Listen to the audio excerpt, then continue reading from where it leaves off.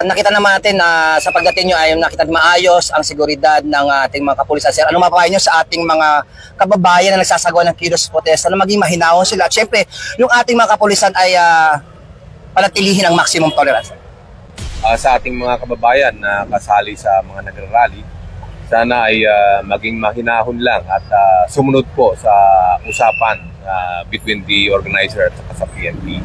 Huwag pong lumabagpas sa batas, although we recognize your freedom to assemble and express your feelings. Ang mga karapatan na to ay may kaakibat na responsibilidad na dapat sundin.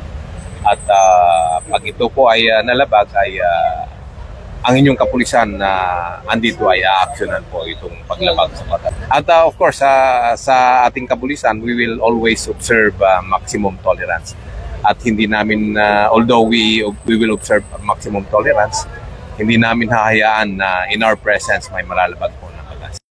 Mula po dito sa People Power Monument, Quezon City, at sa ngalan po ng aming Regional Director ng NCRPO, Police Major General Anthony Aberin, at syempre, ang aming Force Commander ng Regional Mobile Force Battalion ng NCRPO, Police Colonel Celso M. Rodriguez. Kami po ang inyong Police News Network Correspondent. Ako po, si Police Chief Master Sergeant Mauricio Bonilla Ruiz. At ako naman si Patrolwoman Evelyn Tilumabi. Alagad ng batas, tagataguyod ng balitang pulis.